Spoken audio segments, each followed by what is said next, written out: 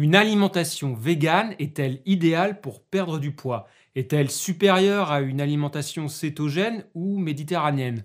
Bonjour, c'est Benjamin pour Nature Academy et aujourd'hui nous allons tenter de répondre à ces questions en analysant en détail deux études sorties récemment sur le sujet.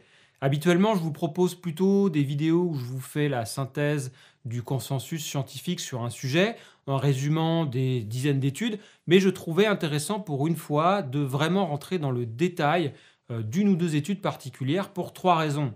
D'une part, pour vous montrer le fossé qu'il y a parfois entre les résumés que peuvent en faire les médias ou des blogueurs et ce que nous disent vraiment les données.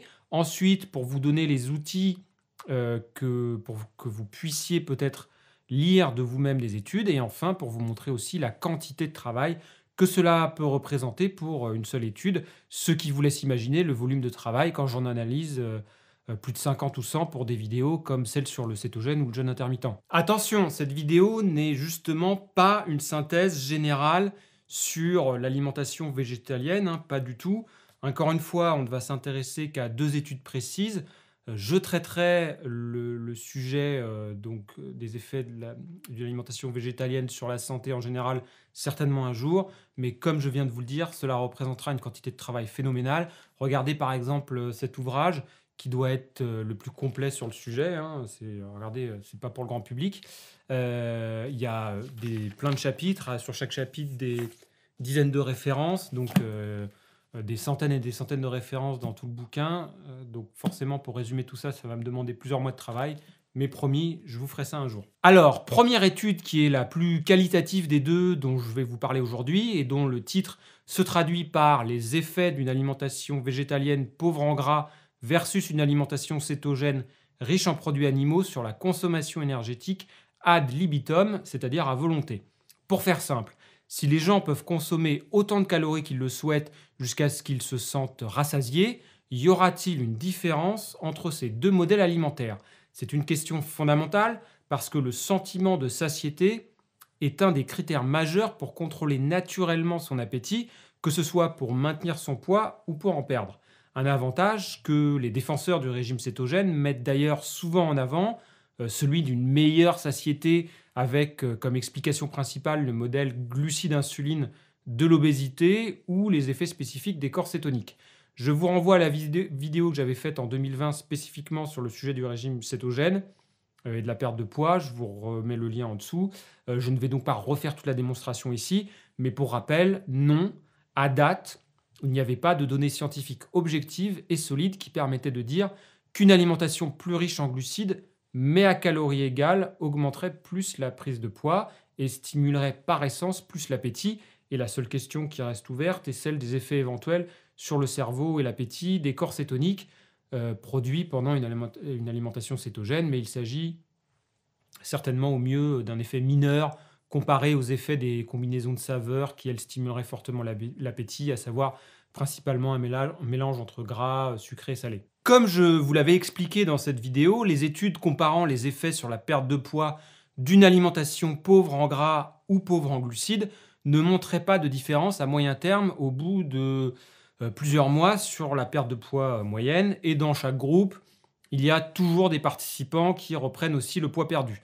Mais ces études sont en général en mode de vie libre, c'est-à-dire que les personnes reçoivent des conseils diététiques, parfois certains aliments sont fournis aussi, mais ils vivent chez eux pendant la durée de l'étude. Ce qui fait que pour les gens qui reprennent du poids, on ne sait pas si c'est parce qu'ils n'adhèrent plus au modèle alimentaire, ils reprennent par exemple leur ancienne alimentation, ou bien parce que le régime alimentaire qu'ils suivent a un effet spécifique sur leur appétit. C'est dans ce cadre qu'arrive l'étude que nous allons voir ensemble, étude dirigée par Kevin Hall, dont je vous ai déjà parlé plusieurs fois, un chercheur américain qui a certainement réalisé les travaux les plus passionnants de ces dernières années sur les sujets du métabolisme et des différences entre les différents modèles alimentaires. Il s'agit d'une étude randomisée contrôlée en crossover. Pas de panique, des mots compliqués pour simplement dire que l'on a pris un petit groupe d'adultes sans problème de santé apparent, mais un peu en surpoids, et qu'on les a gardés pendant 1 mois dans le centre de recherche clinique pour contrôler justement précisément tous leurs repas et savoir exactement le nombre de calories avalées, ce qui permet d'éviter les problèmes que j'évoquais des gens qui mangent chez eux sans contrôle indépendant pour tout surveiller. Et crossover, cela signifie qu'on les a séparés en deux groupes. Pendant 2 semaines, le premier groupe a suivi l'alimentation cétogène et l'autre l'alimentation végétalienne. Et au bout de 15 jours, on a inversé. Le premier groupe a switché sur l'alimentation végétalienne et le deuxième sur le cétogène.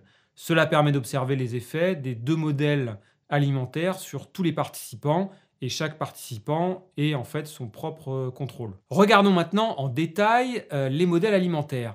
Dans les deux cas, on leur donnait 3 repas par jour avec plus de calories que leurs besoins dans les assiettes, en leur disant simplement de manger à leur faim. On leur a dit de faire comme d'habitude pour les quantités, et on ne leur a jamais dit de chercher à perdre du poids. Le but n'étant pas justement de finir les assiettes, mais d'observer l'effet sur l'appétit. Les deux modèles étaient évidemment équivalents en termes de calories totales à disposition sur les plateaux repas. En termes de protéines aussi, ils étaient égaux, et en légumes hors tubercules. Et le but était d'avoir une majorité de produits non transformés dans les deux cas. Le régime cétogène était à 75% composé de lipides et le végétalien à 75% de glucides, 15% de protéines dans les deux cas. La majorité des calories du cétogène venaient de produits animaux et 100% de végétaux pour le végétalien, bien entendu. Enfin, autre différence, près de 4 fois plus de fibres pour le végétalien, ainsi que plus de sucre et une charge glycémique 14 fois plus élevée pour ce dernier. Ce qui est bien avec les études de Kevin Hall, c'est qu'il met toujours des photos des plats servis aux participants. Alors, je ne vais pas vous détailler tout le menu de la semaine, mais prenons pour exemple, pour une journée type du cétogène, au petit déjeuner, des œufs brouillés avec du fromage, de la crème, brocoli et épinards. Au déjeuner, une salade avec du bœuf, de la laitue, des tomates, de l'avocat. Et au dîner, des spaghettis de courgettes, juste des courgettes découpées en spirale, avec une sauce bolognaise, donc tomate et bœuf, et une salade tomate-concombre. Et en plus des 3 repas qui changeaient chaque jour, ils avaient accès quand ils voulaient à des noix de pécan et des cacahuètes comme snack. Côté végétalien, si je prends aussi le menu de la première journée, au petit déjeuner, du quinoa avec des myrtilles et un peu de sucre. Au déjeuner, une salade de riz et de haricots noirs, tomates et épinards, et des quartiers de pommes. Et pour le dîner, des spaghettis normales, cette fois-ci, avec des pois chiches, brocolis et poivrons verts. Et comme snack, eux, ils avaient accès à des abricots secs, des raisins secs et des fèves d'edamame. En résumé, forcément beaucoup de produits céréaliers et de légumineuses pour atteindre les 75% de glucides. Encore une fois, comme je l'ai dit, les portions des repas étaient plus grandes que les besoins habituels des participants pour leur permettre de manger selon leur faim, sans contrainte. Pendant ce temps-là, les chercheurs ont évidemment fait plein de mesures, le nombre de calories avalées chaque jour, le métabolisme des participants, le poids et le taux de masse grasse, des prises de sang avec la glycémie. En résumé, une étude vraiment bien faite. Quels ont été les résultats? Alors, pour les calories avalées, les participants ont mangé en moyenne 689 calories en moins pendant l'alimentation végétalienne que pendant le cétogène, ce qui est énorme comme différence. Comme vous le voyez sur ce graphe, il tournait autour de 2000-2200 calories pendant le végétalien et entre 2500 et 3000 calories pendant le cétogène. Pour rappel, ce n'est pas une question de goût personnel puisque les deux groupes ont suivi les deux modèles alimentaires. Du côté du poids, ils en ont perdu un peu avec les deux alimentations, mais avec une différence notable, une perte rapide puis une stagnation avec le cétogène et une perte plus lente mais continue avec le végétalien, ce qui s'explique quand on regarde le détail.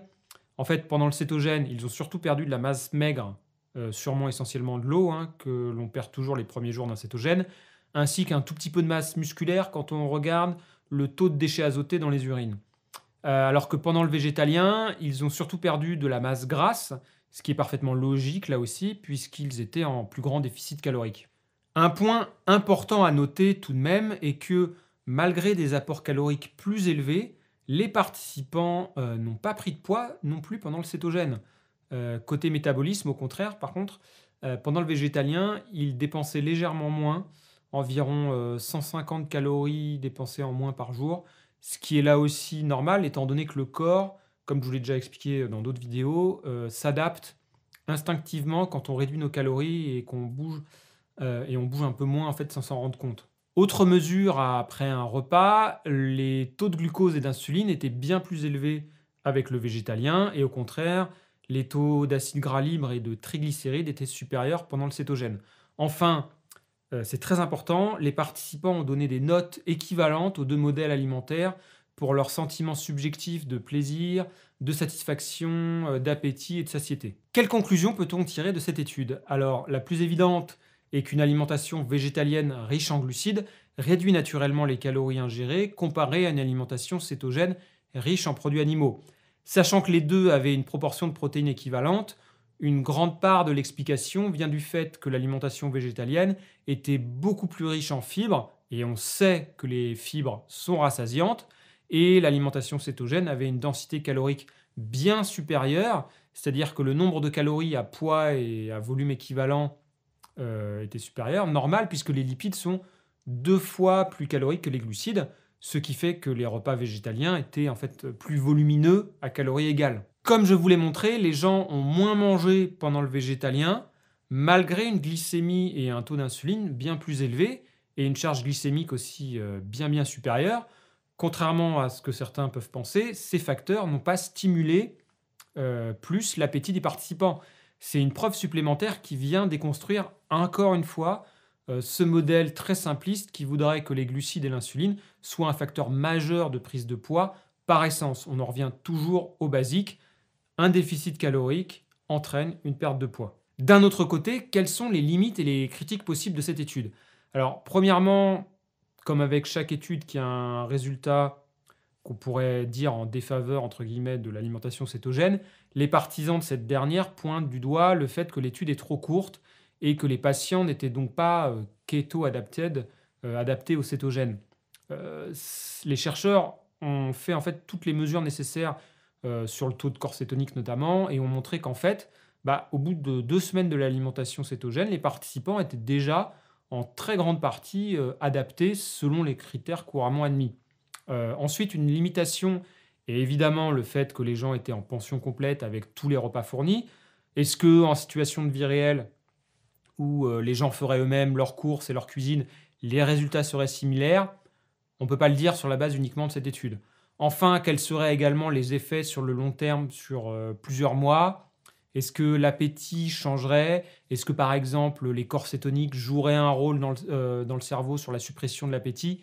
Idem, cette étude ne permet pas de le dire non plus. Ce qu'il faut comprendre, c'est que ce genre d'études cliniques, en prenant les gens en pension complète, coûte très cher. C'est aussi la raison pour laquelle elle n'est pas d'une durée plus longue. En conclusion, pour cette première étude, comme vous le voyez, il ne faut jamais extrapoler des conclusions qui n'ont rien à voir avec les données réelles.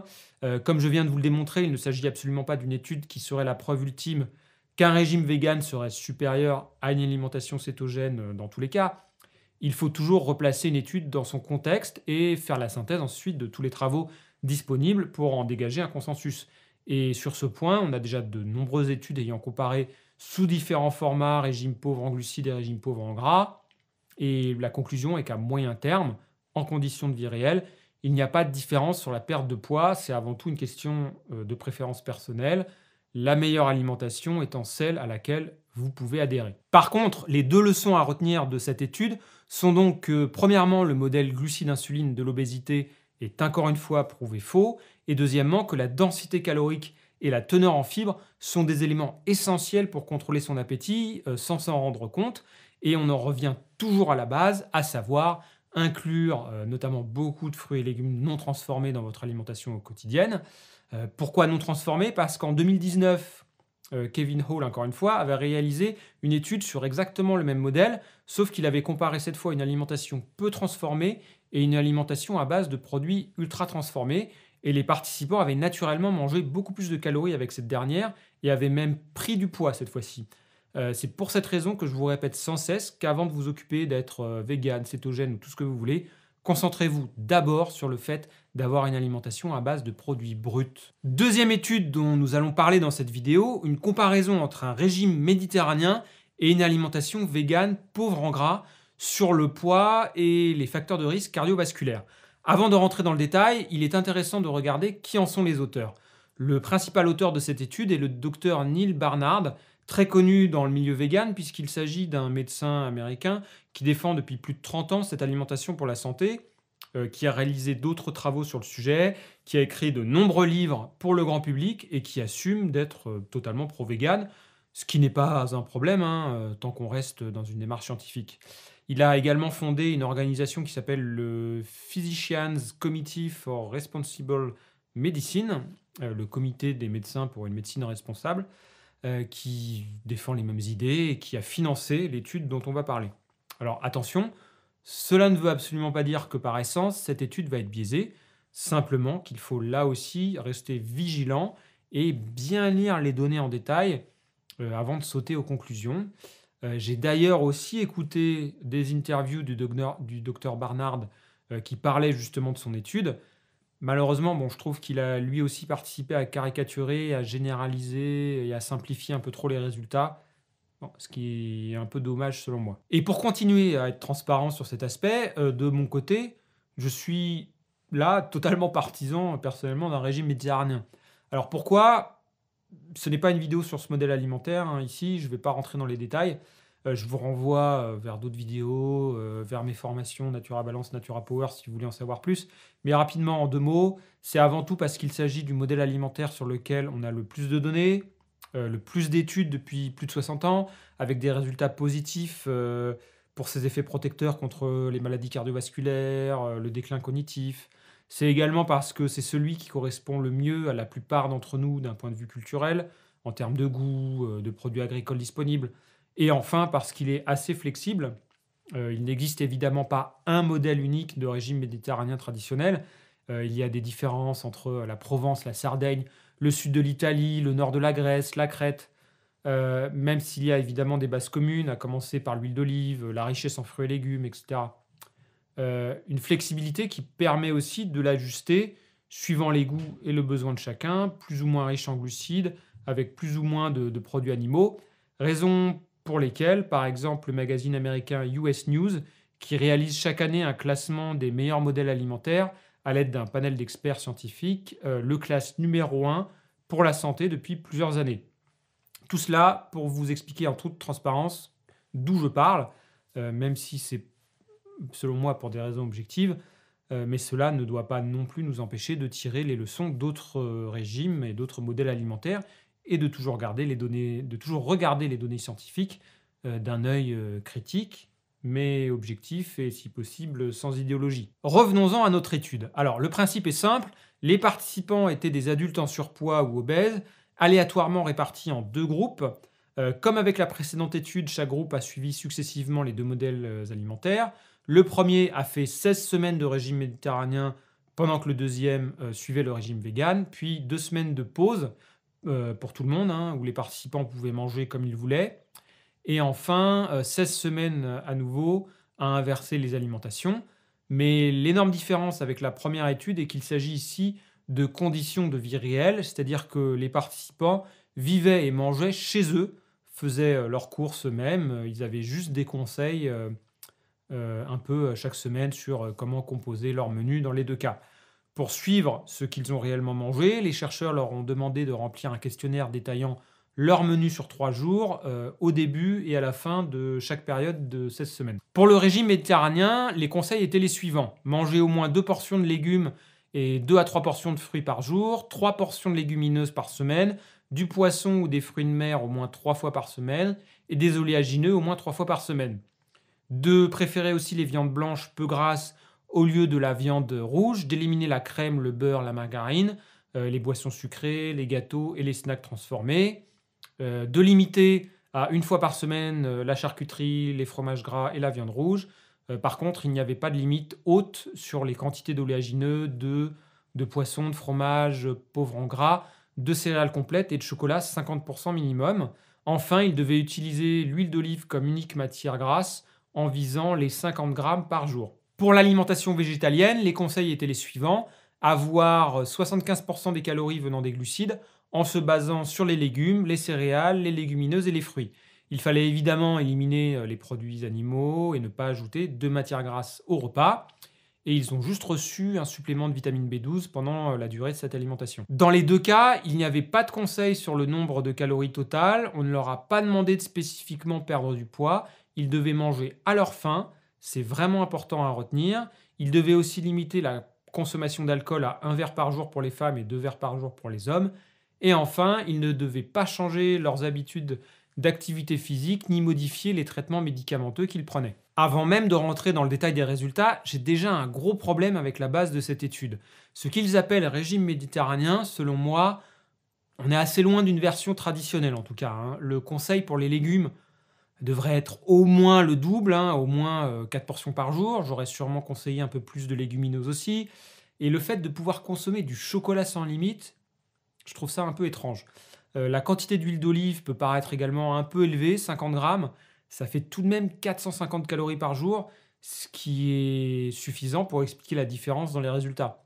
Après, je sais bien que dans certaines régions, on a la main lourde sur l'huile d'olive, mais personnellement, voilà, j'aurais peut-être plutôt mis le conseil autour de 2 cuillères à soupe, autour de 20 à 30 grammes par jour. Et par contre, j'aurais plutôt spécifiquement demandé de manger surtout des noix parmi les oléagineux, parce que l'on sait via d'autres études que c'est un élément positif du régime méditerranéen sur la santé cardiovasculaire.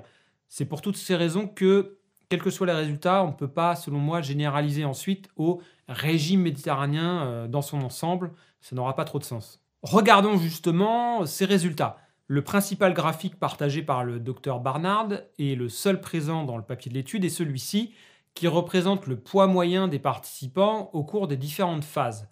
On voit effectivement que pendant l'alimentation végane, les deux groupes ont perdu significativement du poids, et pour le régime méditerranéen, le groupe qui l'a suivi en premier en a perdu un peu, et celui qui l'a ensuite suivi en second en a même repris un petit peu.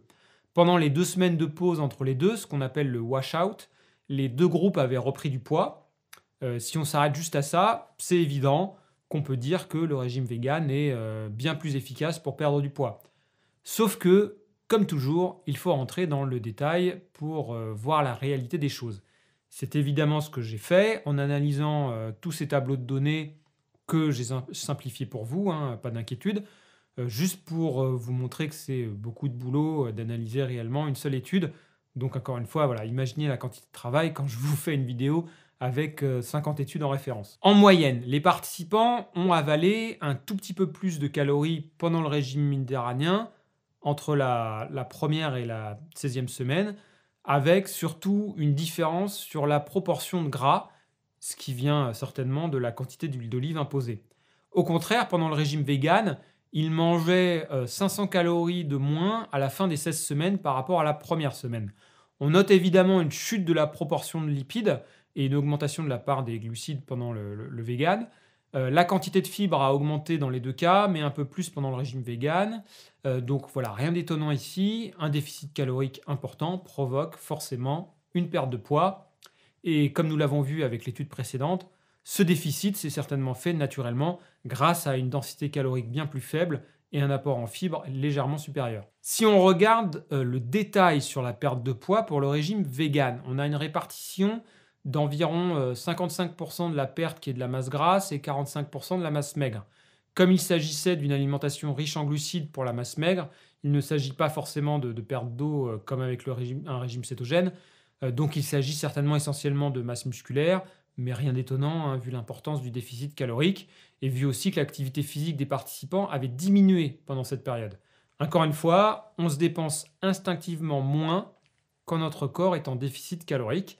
Par contre, un point très positif pour l'alimentation végane est la perte de graisses viscérales qui sont particulièrement mauvaises pour la santé, dont le volume avait significativement diminué alors qu'elles n'ont pas bougé pendant le régime méditerranéen. Enfin, l'autre objectif de cette étude était de mesurer les effets sur les marqueurs cardiovasculaires, et là, c'est plus ambigu. Le cholestérol total et le cholestérol LDL ont plus diminué et la sensibilité à l'insuline a légèrement augmenté pendant le régime vegan, alors que le régime méditerranéen a lui plus fait baisser la pression artérielle et les triglycérides, ces derniers ayant même augmenté un peu pendant l'alimentation végane. Donc voilà, c'est plutôt un match nul sur les marqueurs cardiovasculaires, surtout si l'on prend en compte un point très très important, une perte de poids quel que soit le modèle alimentaire suivi, entraînera toujours une amélioration des marqueurs sanguins. En conclusion, que retenir de cette deuxième étude? Alors, comme je le disais, une étude répond à une question précise. Ici, la question était: quelle différence sur le poids chez des personnes en fort surpoids ou obèses et en conditions de vie réelle, soit d'une alimentation végétalienne pauvre en gras, soit d'une alimentation pseudo-méditerranéenne, suivant un protocole précis, notamment enrichi en huile d'olive et avec des aliments comme le chocolat sans restriction.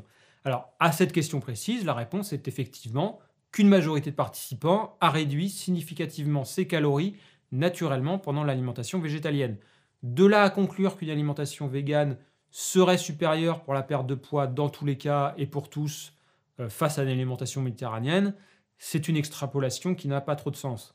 Par contre, une autre leçon importante à mettre à son crédit est qu'à nouveau, cette étude vient contredire la théorie qui voudrait que les glucides, quelle qu'en soit la source, stimuleraient par essence l'appétit et feraient grossir. Pour l'alimentation végétalienne, il y a aussi beaucoup de modèles possibles, certains plus riches en gras que celui suivi ici. De même pour le méditerranéen, je vous ai expliqué pourquoi je considère que le modèle utilisé est très très loin d'être un idéal, hein. Sur la chaîne YouTube du Physicians Committee for Responsible Medicine, là, l'association ayant financé l'étude, il y a des témoignages de certains participants à cette étude, et il semble qu'inclure 50 grammes d'huile d'olive par jour était quelque chose d'assez forcé, de pas du tout naturel pour beaucoup d'entre eux. Donc, quel que soit le modèle suivi, il faut une alimentation qui soit naturelle à suivre. Si vous vous forcez, vous êtes certain de laisser tomber à un moment. J'aurais bien aimé voir les résultats si on avait déjà réduit la quantité d'huile d'olive conseillée, augmenté le nombre de portions de légumes et imposé des limites sur quelques autres aliments comme le chocolat. Donc selon moi, il y a deux gros manques à cette étude. J'aurais voulu avoir le détail des repas des participants, des exemples un peu des questionnaires pour voir mieux ce qu'ils mangeaient réellement.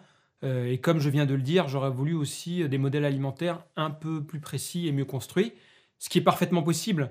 Par exemple, il y a une autre étude qui n'a pas encore été publiée là, au moment où je filme cette vidéo, donc je ne pouvais pas l'inclure, mais j'en parlerai quand elle sortira, qui a comparé une alimentation méditerranéenne et une alimentation cétogène, en conditions de vie réelle aussi, sauf que pour s'assurer que les gens comprennent bien le type de repas à suivre, les chercheurs ont livré tous les repas la première semaine, avant de laisser ensuite les participants se débrouiller. Je trouve cette approche beaucoup plus intelligente, même si cela coûte évidemment plus cher. En conclusion de cette vidéo, quelles leçons peut-on tirer de ces deux études? Premièrement, qu'il faut évidemment ne jamais s'arrêter aux titres de la presse qui vont faire des titres accrocheurs sans avoir lu une ligne de l'étude. Deuxièmement, qu'effectivement, une alimentation végétalienne riche en glucides a un effet positif sur la satiété et amène des personnes en surpoids à diminuer naturellement leurs calories. Alors, est-ce que c'est spécifiquement dû à l'élimination des produits animaux? Ces deux études n'y répondent pas, mais pas spécialement. C'est avant tout grâce à une densité calorique plus faible et un apport en fibres plus important. Il y a aussi d'autres facteurs qui entrent en compte, facteurs qui n'étaient pas traités par ces deux travaux, notamment la nature des aliments, le fait que les produits ultra transformés poussent à une plus grande consommation, les effets de différents niveaux de protéines. On sait que les protéines sont le macronutriment le plus rassasiant et qu'en plus un apport suffisant permet de limiter la perte de masse musculaire pendant une perte de poids. On l'a vu dans la deuxième étude avec un apport calorique de seulement 1315 calories en moyenne par jour à la fin de la phase végane. Avec 12% de protéines, cela faisait 40 grammes de protéines par jour. C'est ridiculement bas. Plus vous avez de poids à perdre et plus vous allez garder un déficit calorique pendant une longue période, plus il est fondamental d'à la fois avoir un apport en protéines végétales ou animales, peu importe, suffisant pour jouer à la fois sur la satiété et sur la rétention de masse musculaire. Et il faut aussi toujours avoir une activité physique régulière, incluant des exercices type renforcement musculaire, pour la même raison. Par contre, comme je l'ai dit, ces deux études viennent s'ajouter à de nombreuses autres pour montrer que l'hypothèse glucide-insuline de l'obésité ne tient pas la route et qu'il ne faut pas avoir peur des glucides à partir du moment où ils viennent d'aliments bruts et que vous ajustiez les quantités selon vos besoins. En résumé, il existe de nombreux modèles alimentaires qui peuvent avoir des avantages dans différentes situations et pour différentes personnes. Certaines personnes en surpoids ou diabétiques vont par exemple mieux contrôler naturellement leur glycémie avec une alimentation cétogène, d'autres avec une alimentation végétalienne, et même d'autres avec un entre-deux. Il ne faut pas oublier qu'il y a d'autres critères que le poids à prendre en compte, comme la prévention des cancers, le déclin cognitif, etc. Et surtout, le premier d'entre eux, comme critère, c'est l'adhérence. Le meilleur régime alimentaire est aussi celui que vous pouvez suivre sur le long terme. Mais quel que soit votre modèle, ayez une alimentation voilà, à base de produits bruts, cuisinez maison, mangez un maximum de légumes et de fruits frais, essayez d'avoir des plats assez volumineux mais peu denses en calories, ne négligez pas les protéines, et pour suivre une alimentation méditerranéenne à dominante végétale, qui est le modèle que je défends, incluez voilà, aussi régulièrement des légumineuses qui sont trop souvent laissées de côté, des céréales complètes, des oléagineux, de l'huile d'olive, hein, un peu, mais juste ce qu'il faut, voilà, sans vous forcer. Mangez du chocolat noir si vous aimez ça, mais en restant raisonnable aussi. Et pour les produits animaux, voilà, le poisson gras, le fromage, le yaourt, un peu de viande, tout ça a sa place dans le régime méditerranéen. Ensuite, à vous d'ajuster les quantités suivant voilà, vos besoins, différents critères. Et n'oubliez pas, le plus important, ne prenez jamais pour argent comptant un titre accrocheur dans la presse qui se baserait sur une seule étude en la caricaturant. Ce n'est pas comme cela que le consensus scientifique fonctionne. Si ce type d'analyse approfondie vous a plu, bah, dites-le moi en commentaire, hein, sans oublier de vous abonner et le petit pouce bleu. Et je vous en ferai d'autres à l'avenir à ce moment-là. Dans la prochaine vidéo, on parlera cuisine normalement, pour revenir justement un peu aussi à des conseils très concrets, parce que c'est important d'avoir les deux, théorie et mise en pratique. Et je vous dis donc à très vite.